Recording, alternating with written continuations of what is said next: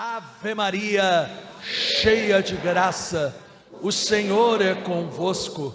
Bendita sois vós entre as mulheres, e bendito é o fruto do vosso ventre, Jesus.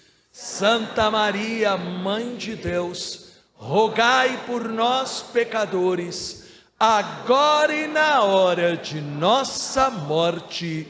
Amém. Sentados. Em nome do Pai, do Filho e do Espírito Santo.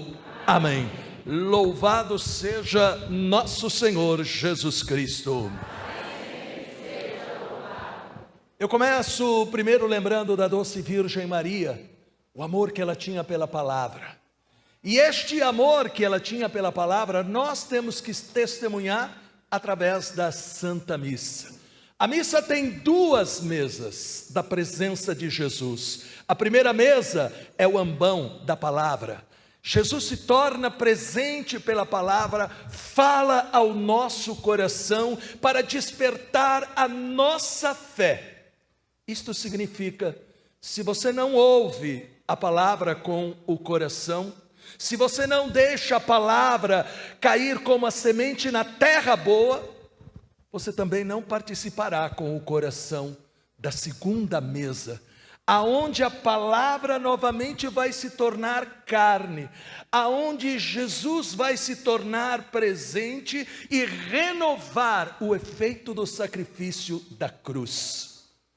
Por isso, o cerco de Jericó, ele tem que ser este tempo forte, aonde a gente aprende, ao entrar na igreja, eu vou entrar em conexão com Deus. Ao entrar na igreja, pisando no solo santo, eu vou realmente permitir que o Espírito Santo ilumine a minha mente, o meu olhar, unja os meus ouvidos para que não se distraiam com nada e abra o meu coração para que ele seja transformado, curado pelo poder de Deus. Amém? Hoje, meu querido e minha querida, eu quero falar do poder colocado à nossa disposição pelo precioso sangue de Jesus. Talvez, meus queridos e minhas queridas, muitos não entenderam as palavras de Jesus na quinta-feira santa, ao tomar o pão e o vinho, como nós lemos lá no Evangelho. Isto é meu corpo, disse Jesus, que é dado por vós. Este cálice é a nova aliança no meu sangue, que é derramado por vós. Onde o corpo foi dado e o sangue derramado na cruz do Calvário. Portanto, os apóstolos tiveram um privilégio, viveram antecipadamente aquilo que somente aconteceria no dia seguinte. Nós temos que entender que o sangue de Cristo, ele jorrou da coroa de espinhos na cabeça, das chagas no corpo, formadas pelo chicote, o chicote com um ferro, como que um prego, a cabeça do prego, e o chicote passando pelo corpo de Jesus e rasgando. Porque a finalidade do chicote dos romanos não era só aquele chicotinho, de leve, mas era justamente fazer a pessoa sofrer, tirar a carne. Aquele sangue jorrou do lado aberto pela lança do soldado, dos pregos nos seus punhos e pés. E nós temos que perguntar, por que é que Jesus morreu na cruz?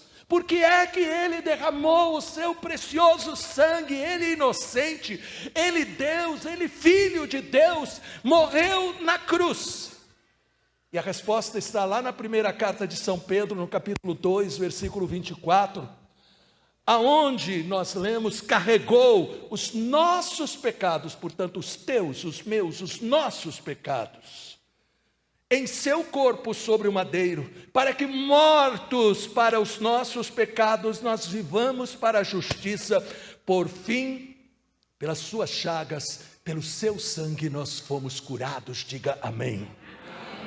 O sacrifício do sangue de Cristo foi o preço, meu querido e minha querida, para que a gente não continue no pecado.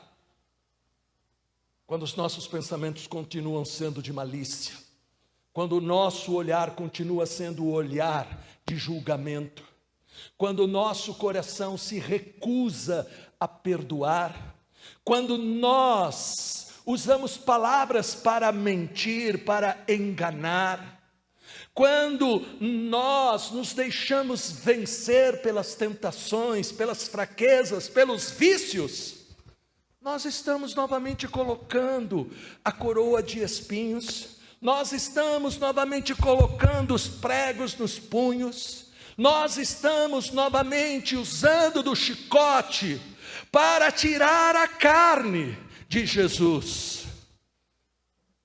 E nós estamos ali sendo os algozes. Ele, Jesus, pagou a nossa dívida com o seu precioso sangue. São Pedro também acabou de nos falar sobre o benefício. Nós somos curados. Pare de continuar achando que Deus se esqueceu de você. Pare de achar que é só você que passa por problemas naquela hora em que a situação da tua vida parecer sem sentido, naquela hora que parecer que você está se afundando. Olhe para a cruz, lembre-se da cruz. Olhe para a cruz e lembre-se, aquele teu sofrimento, aquela tua dor, aquela tua tentação, aquele teu vício, aquele teu problema em casa, a questão financeira, a doença, foi colocada na cruz de Jesus. E você verá que com este ato de fé, aquele problema perderá a força na sua vida. Porque o sangue de Jesus tem poder. Não foi derramado simplesmente lá, mas nós continuamos recebendo a aspersão espiritual deste sangue. Portanto, meu querido e minha querida, você tem lutado contra o pecado, tentações e vícios? O sangue de Jesus é o poder, é o remédio. Está enfermo nas suas emoções, precisa de paz, esperança, alegria. O sangue de Jesus é o seu poder, é o seu remédio. Você está doente no seu corpo, o sangue de Cristo é o seu poder, é o seu remédio. Sente necessidade de proteção contra as tentações do demônio. O sangue de Jesus é o teu poder, é o teu remédio. Deus já assinalou você e seus interesses com o precioso sangue. Esta realidade estupenda de salvação, cura e libertação, de um modo muito claro, está ali testemunhado na cruz. Lá no Evangelho de São João, no capítulo 19, versículo 34, está escrito: um dos soldados abriu-lhes o lado e imediatamente saiu sangue e água. Este sangue e esta água jorrando do corpo de Jesus é a fonte contínua, é a fonte perene da vida de Deus, dada pelo Espírito Santo e comunicada de um modo especial através dos sacramentos. E entre todos os sacramentos, no centro está aquele que jamais nós deveríamos esquecer: a Eucaristia. A Eucaristia. No altar, meu querido e minha querida, não está sendo celebrado simplesmente um rito, porque seria pobre demais. Não é simplesmente uma cerimônia, mas nós temos que entender: no altar se torna presente o mesmo corpo e sangue de Cristo entregue por nós na cruz.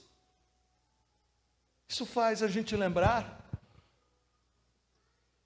de Santa Teresa de Ávila, que é uma freirinha assim muito simples, muito bobinha, chega para Santa Teresa e diz assim: ai, madre, se eu tivesse vivido no tempo de Jesus.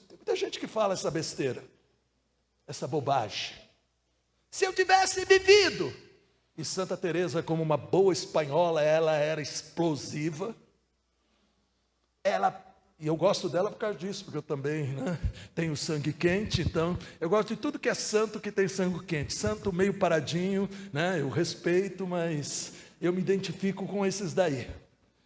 E ela olha e fala, como se você tivesse vivido no tempo de Jesus, hoje você tem um privilégio maior. E é verdade, eu não me conformo. As pessoas estão na missa, as pessoas vêm comungar e continuam tristes, continuam no pecado, continuam no adultério, continuam na mentira, continuam reclamando, continuam até questionando, onde é que está Deus? Sabe onde Ele está? Morando em você. Amém? E você não é capaz de perceber esta presença dEle.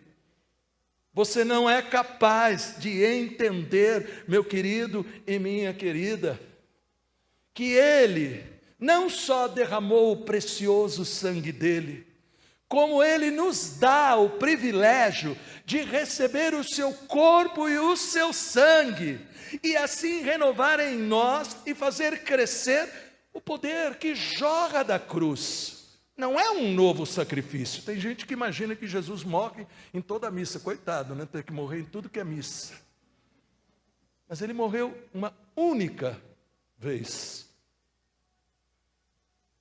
Uma única vez. Ali no Calvário. E aquela morte ela se renova.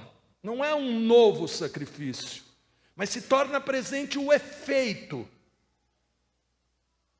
Um grande sacerdote americano, que foi bispo depois, está num processo de canonização, Fulton Sheen, ele dizia que a cada missa não é mais Jesus que morre, mas a cada missa quem tem que morrer somos nós, e nós não morremos.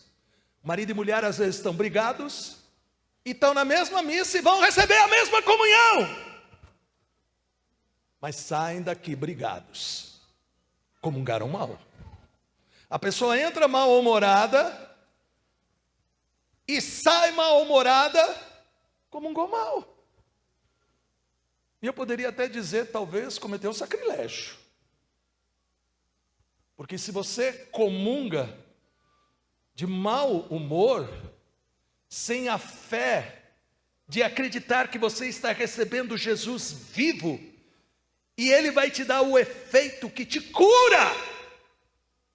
Me desculpa. Amém? Você participou mal da Santa Missa. Porque a Santa Missa tem que ser este momento que você faz esta experiência. A experiência de estar junto com a Virgem Maria, junto com Maria Madalena, junto com a irmã de Nossa Senhora, que se chamava também Maria. Aqueles filhos que falam que era de Nossa Senhora são dessa Maria, que tinha o mesmo nome que Nossa Senhora, irmã de Nossa Senhora. Então repare, nós temos que estar ali. São João não colocou o nome dele, ele falou o discípulo, né, que Jesus amava. E por que ele não colocou o nome dele? Para que a gente sentisse que somos nós que estamos ali aos pés da cruz, a cada Eucaristia. A cada Eucaristia, nós estamos aos pés da cruz. A cada Eucaristia está jorrando sobre nós o sangue precioso de Jesus. Amém? Amém. Portanto, é muito importante que a gente tenha esta visão do poder da missa. Lá naquela missa, vamos dizer que foi a primeira, na quinta-feira santa, ele falou também, fazei isto em memória de mim. Pouca gente talvez entenda o sentido de memória, a gente pensa que é uma lembrança, né? Por exemplo, a gente estuda em história que quem descobriu o Brasil, né, foi o Marechal Deodoro da Fonseca, certo? Hã? Não? Não foi o Deodoro da Fonseca? Não? Ah, meu Deus, eu acho que eu estou ficando velho, eu fui professor de história, será que eu errei? Né? Não decorei certinho, então. Nós imaginamos lembrança de quem descobriu o Brasil? Pedro Álvares Cabral. Quem proclamou a independência? Dom Pedro I. Quem proclamou a República? Marechal Deodoro da Fonseca, e assim vai. Quando Jesus disse memória, ele não estava querendo falar simplesmente de uma lembrança, como a gente lembra de alguns fatos.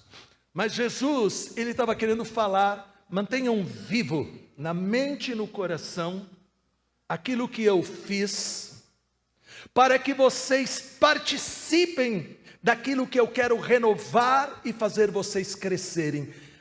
A memória significa justamente a gente lembrar, manter vivo, mas receber o que significa.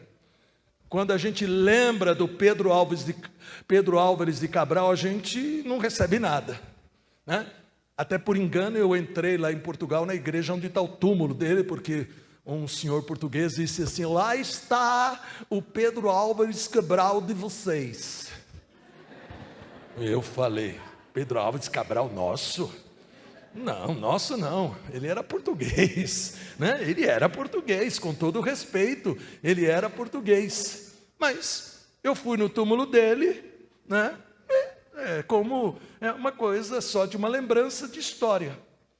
Mas quando a gente vem à missa e a gente traz para a memória, né, o que aconteceu na Quinta-feira Santa, não só vem a lembrança, mas nós entramos naquela graça que Jesus deixou para nós da sua presença e do poder da sua cruz. Amém?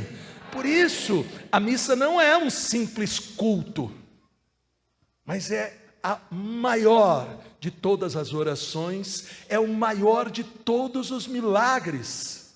Ao entrar na igreja, olhando para o altar, enxergue o Monte Calvário, pois ali o altar se torna realmente o lugar aonde é renovado o sacrifício da cruz, o precioso sangue é derramado, nós somos aspergidos por ele. Por isso, desde o primeiro momento da missa, ninguém deveria sair, ninguém deveria conversar com ninguém, só aquilo que é estritamente necessário. E sabem por quê? Porque o demônio gosta quando a gente não presta atenção. E se tem um pecado que os católicos cometem, qual é? De não prestar atenção nas leituras. Verdade ou mentira? Verdade. Se eu, quando terminar a missa, ficar na porta perguntando o que é que eu falei na homilia, nos Estados Unidos fizeram uma pesquisa com católicos e evangélicos. 30% somente lembrava de alguma coisa. A maioria não lembrava leitura, a maioria não lembrava da pregação. E eu pergunto, o que estavam fazendo na missa? Me desculpa, a missa não é... né? A missa não é um baixar alguma coisa. A missa tem que ser um encontro vivo, real com Jesus. A missa, quando a palavra está sendo proclamada, a palavra tem que ser proclamada com clareza, para que a palavra possa fazer acontecer aquilo que São Paulo diz: a fé vem da pregação. E a pregação se faz em virtude da palavra de Cristo. Nós, católicos, precisamos ter um amor muito grande pela palavra. Todos os dias nós deveríamos pelo menos meditar o evangelho do dia. Mas já repararam, nós temos tempo para as redes sociais do mundo, nós temos tempo, né? O brasileiro é um dos que mais fica preso a redes sociais, só perde, parece que, para os Estados Unidos.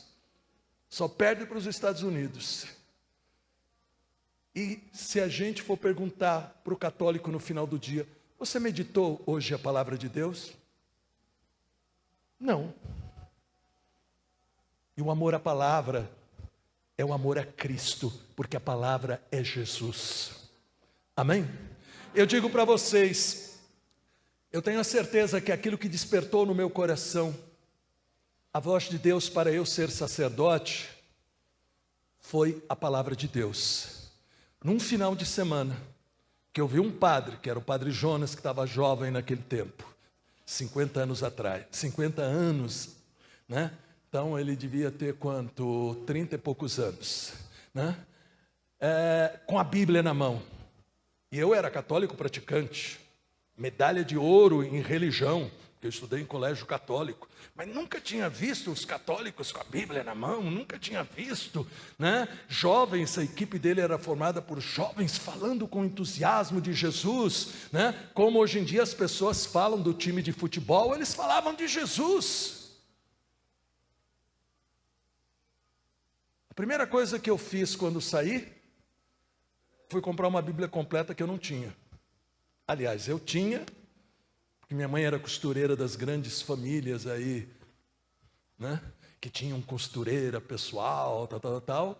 E minha mãe chegou a costurar aí num lugar que tinha o pessoal da igreja metodista. Eu tinha uma Bíblia completa que era da igreja metodista, que era evangélica, né? Não é da igreja metodista, era evangélica. E tinha um Novo Testamento que era da igreja católica. Saí dali, a primeira coisa que eu fui fazer foi comprar a Bíblia. Comprei os únicos 3 livros que tinha sobre a ação do Espírito Santo. Naquela semana devorei, né? Eu estava me preparando para o vestibular, depois acabei mudando o vestibular, meus pais ficaram doidos por causa disso, né? Estava me preparando para a medicina. E eu comecei a devorar a palavra de Deus, riscar os versículos. E todas as vezes que eu preguei no cenáculo, no Morumbi, eu sempre pregava com a Bíblia na mão. No meu tempo, nos grupos de oração, ninguém ia para o grupo de oração sem a Bíblia. Amém? O Papa lá em Roma, numa das primeiras vezes que ele falou com os carismáticos como Papa, porque ele falava muito lá em Buenos Aires, quando era cardeal, o Papa, lá no Estádio Olímpico de Roma, falou assim: me disseram que vocês, né, antigamente usavam muito a Bíblia, continua sendo verdade? Alguns levantaram a Bíblia, alguns. E eu sei de bispos, conheci padres que não gostavam da renovação, mas porque começaram a ver o povo com a Bíblia na mão, com alegria participando da igreja, acabaram sentindo que toda esta experiência é uma experiência de Deus. Uma nova chance que Deus está dando para a nossa maravilhosa igreja. Por isso, meu querido, cada missa tem que ser Pentecostes. A cada missa, Jesus batiza novamente. Se nós entendêssemos, tem um santo oriental que ele dizia, quando o padre na consagração estende a mão, o Espírito Santo flui sobre a assembleia. Ele usa um outro termo que é voa, né? Mas agora eu já falei, né? Mas ele usa o termo voa sobre a multidão. Cada missa. Isso significa você vem para a missa, você pode entrar aos pedaços, ferido, machucado, sangrando, mas você não sai daqui com esparadrapo, você sai completamente restaurado. Levante a sua mão, fique de pé. Reze comigo. Senhor Jesus, pelo poder do teu sangue precioso, clamo pela vitória e cura contra o pecado, vícios e doenças, com o poder do teu sangue, assinalo toda pessoa, feitos e acontecimentos, através dos quais Satanás queira me fazer mal. Pelo poder do teu sangue, consagro minha família e interesses asperge teu sangue sobre a humanidade, para que seja transformada pelo teu poder. Fecha os teus olhos. Experimenta o poder do sangue de Jesus sendo aspergido sobre você. Reconhece que você está assinalado a cada missa com este sangue que te protege, te defende, te cura, te liberta. Recebe esta unção, recebe este poder. Pelo seu sangue você foi curado. Toma posse desta cura. Pelo seu sangue Satanás foi derrotado.